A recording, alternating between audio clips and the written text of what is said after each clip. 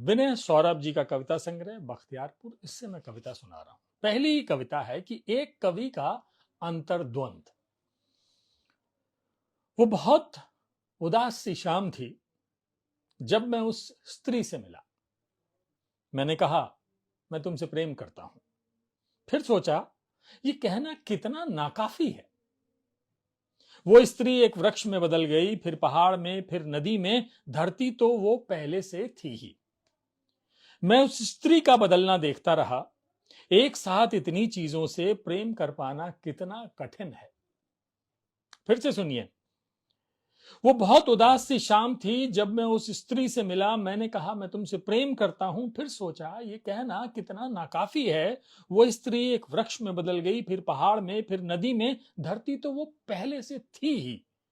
मैं उस स्त्री का बदलना देखता रहा। एक साथ इतनी चीजों से प्रेम कर पाना कितना कठिन है, कितना कठिन है एक कवि का जीवन जीना।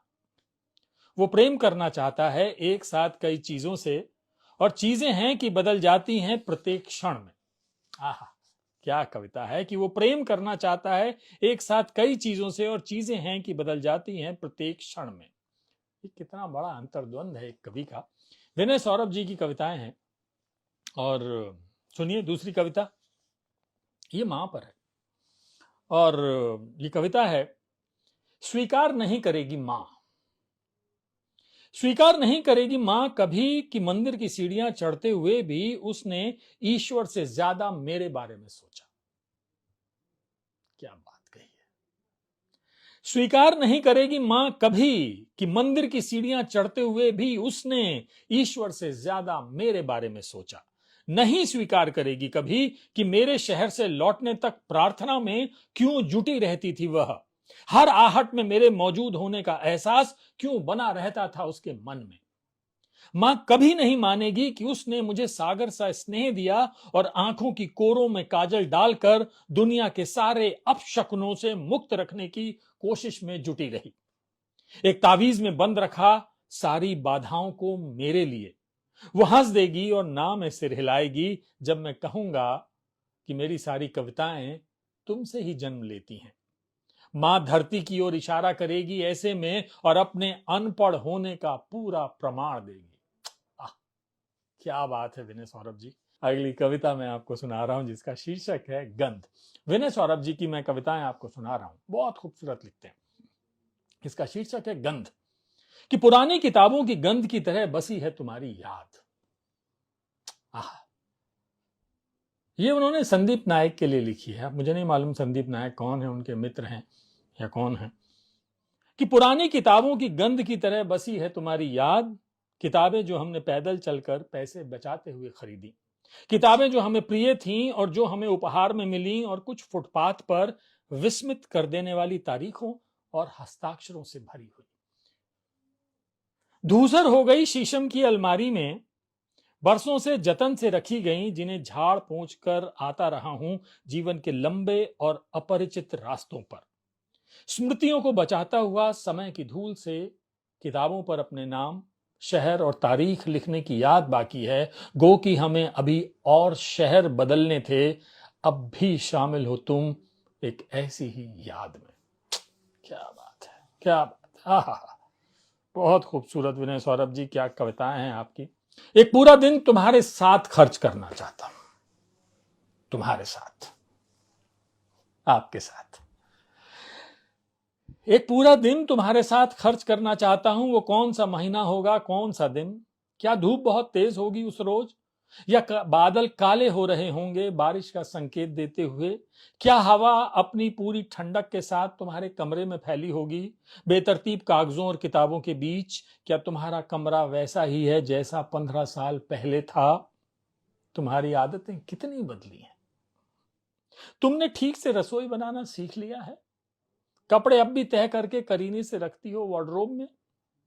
किराए का मेरा वो कमरा और गुलमोहर, क्या अब भी दिखते हैं तुम्हारी छत से। और हां, क्या भाई आज भी सुनता है वैसे ही डूब कर पंडित रविशंकर को। मां के घुटने का दर्द कैसा है। तुम्हारे पिता अब कैसे दिखते हैं। क्या धूप अब भी आती है तुम्हारे बिस्तर पर।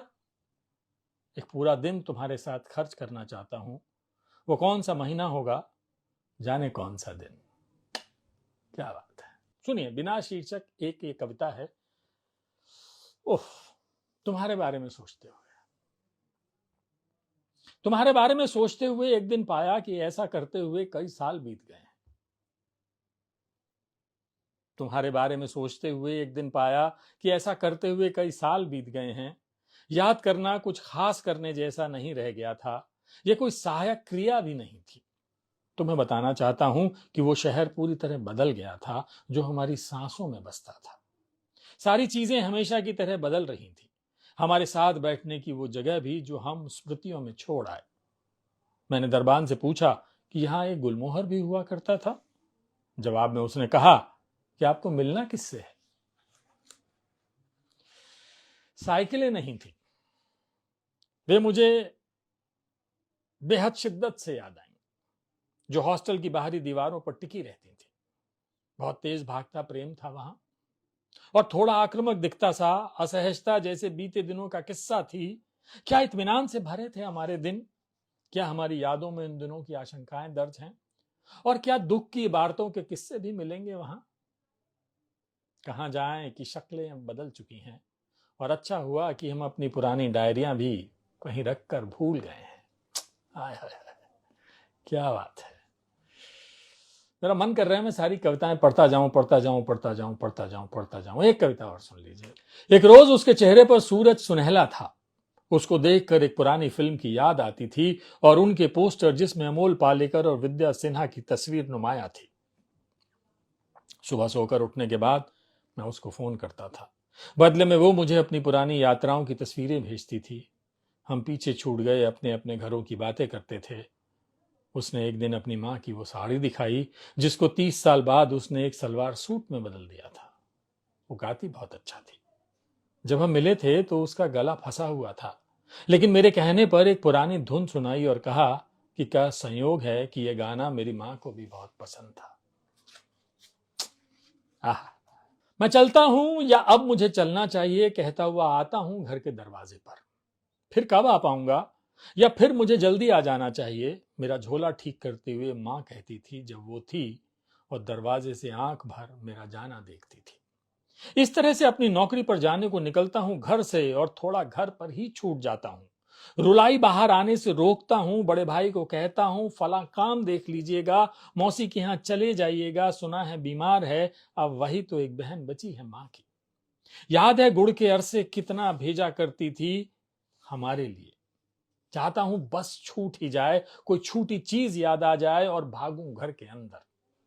अभिनय करूं भीतर आते हुए कि कमरे की खिड़की शायद खुली तो नहीं रह गई, शहर के किराए के घर की चाबी तो नहीं भूल आया ताख पर। जब तक शहर के लिए बस आ नहीं जाती, नजर बचाकर देखता रहता हूं घर को। आज के लिए इतना ही। कल मुलाकात होगी। नमस्ते, खुदा हाफिज।